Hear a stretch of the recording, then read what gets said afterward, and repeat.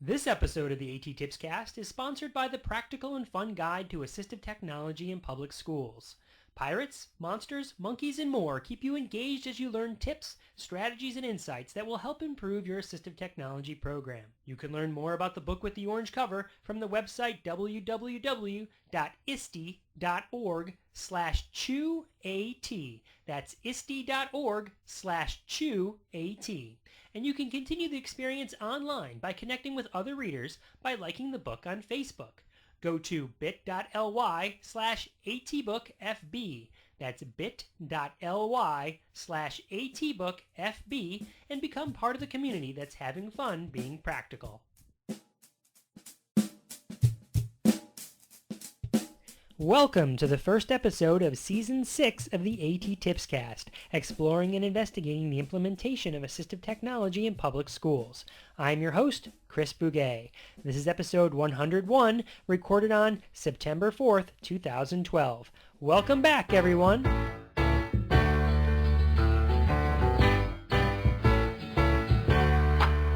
Welcome back. Your dreams were your ticket out. Welcome back to that same old place that you laughed about. By now, if you're in education, you've probably heard of the term universal design for learning. You've probably learned about what it means and have at least begun to think about what it means to you and your students. But now that you know about UDL, what comes next? Where do you go once you've learned about the theory? A.T.TIP number 288 is embedded into something I'm calling UDL Next. What is UDL Next? It isn't a new version of UDL, it's just what's coming next in the implementation phase. When an educator has learned about UDL and has begun to plan lessons using this framework, they begin to see the world differently. They might begin to think that their understanding of UDL is complete. They don't need training anymore in the ways of the Force. They have become a UDL Jedi. No more training do you require. Already know you. That's what you need. So what do they do next? What comes now once you know about UDL? What is UDL next? To me, the answer is tools and strategies. There is a never-ending stream of tools and strategies to be discovered. Each time you hear about a new strategy or learn about a new tool, you can ask yourself the following questions. Will this tool help me to represent information in a way to match the needs of different learners? Which types of students or which specific students will find this tool engaging? And how can I use this tool to help students express what they know? It might be helpful to think of it as putting on a pair of UDL glasses. Before, you were seeing the world all fuzzy-like, but because you had seen the world that way your whole life, you didn't know things were blurry. Then you hear about this awesome invention called glasses, and you try them on and wow, everything becomes sharper and more defined. This is what the world really looks like. Now, with your glasses on, when you hear about new tools and strategies, you view them through the lens of UDL. Moreover, school systems can use these UDL glasses while looking at every decision that needs to be made regarding items that will impact instruction. If the district is considering spending money on technology, they have to make a choice. There's only so much money available, so to help decide if a tool is a good purchase, they should ask themselves the following questions. Which tools allow educators the greatest ability to provide options? Which tools will help educators represent information in a way to match the needs of different learners? Can educators use these tools to help engage students? Can educators use this tool to help students express what they know? Let's go through an example with our UDL glasses on. All right, glasses on, everyone. Here's a new tool that you've just heard about. I'm calling it A.T.TIP number 288, and it's spiderscribe.net, which is a web-based graphic organizing tool. Like most web-based graphic organizers, it comes with a wide array of free options and additional options you can utilize if you pay for a premium membership. Focusing only on the free, spiderscribe.net allows a user to create an unlimited number of public maps, maintain 3 private maps, and provides 3 megabytes worth of file and image space for uploading purposes to be placed in the mind map you're creating. It allows you to add cells of text, files, images, geographic maps, and calendar items.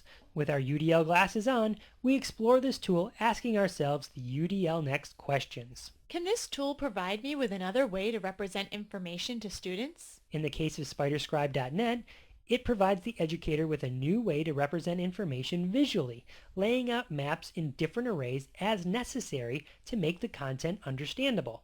Because you can upload audio files and embed hyperlinks, it can allow students the option to listen to content if they so choose. The tool provides me with options for different ways to represent information. Does SpiderScribe.net provide students with another option for how to express themselves? Again, I think the answer is yes. The tool allows students to arrange elements on a page, create new elements using a variety of file formats, and to share the work with others. For these reasons, it provides students with options for different ways to express what they know. Does SpiderScribe.net provide me with a way to engage students, and who would find this tool engaging? Once again, for me, the answer is yes. The tool allows users to create rich, visually appealing maps with the ability to embed a variety of media types. In this way, it can be used to engage learners who like to move things around and manipulate elements on a screen, who like to type in short, predefined areas as opposed to a big white blank canvas or space, or those who like to embed and utilize multimedia components, and those who like to collaborate with others. The tool doesn't force or necessitate any of these factors. Rather, it's flexible to meet the needs of many types of learners, allowing the educator and students a variety of options.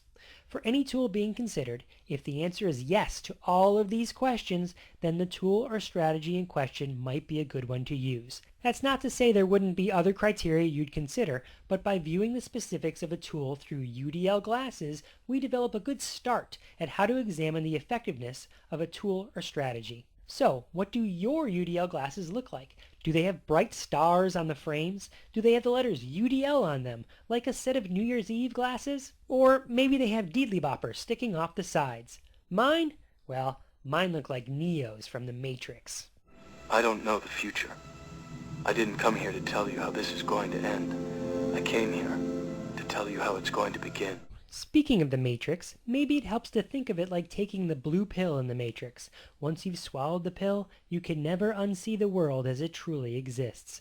Once you know about UDL, you can't ever see teaching in another way. But what does Neo do then after he takes that blue pill? He sets off to change the world, or to save it.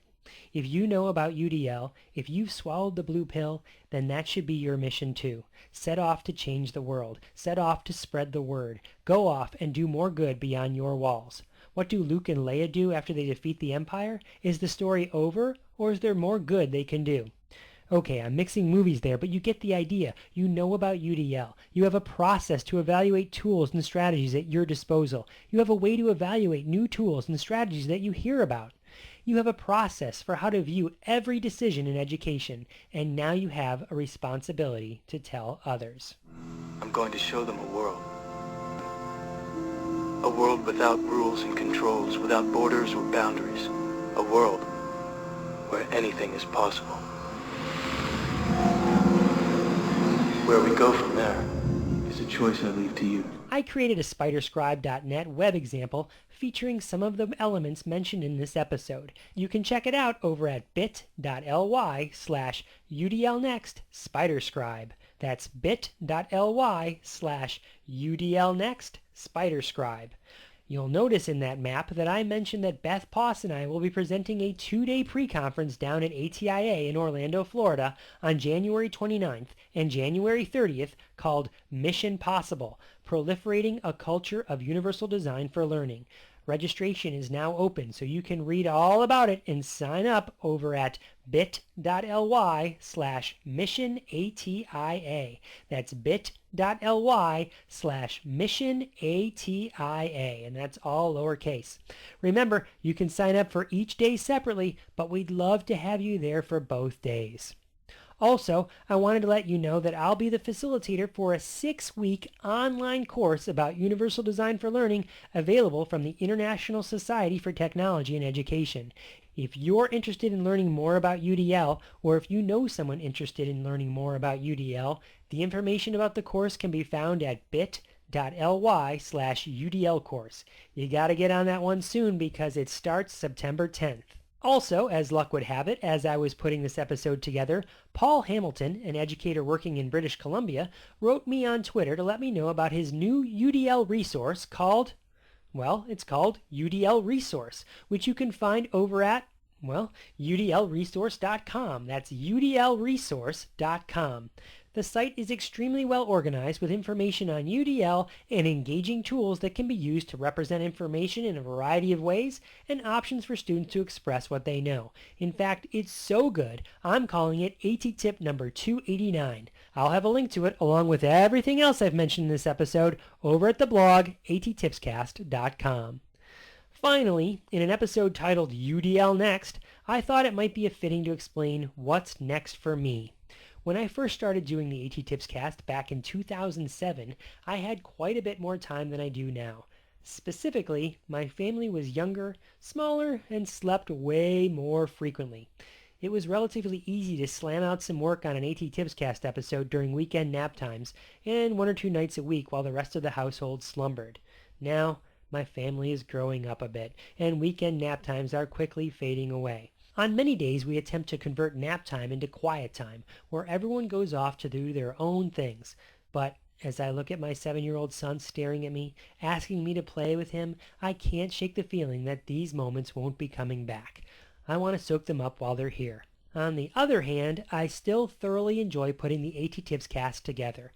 By episode 3 of the A.T.TIPScast, it occurred to me that the world needed a fun and engaging way to learn about technology to help students with or without disabilities.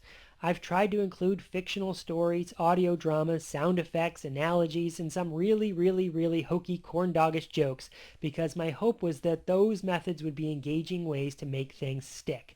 The goal was to get you to say, "Oh cool, a new A.T.TIPScast episode came out. I wonder what nonsense Chris has cooked up today." You know, fun while learning, for adults too.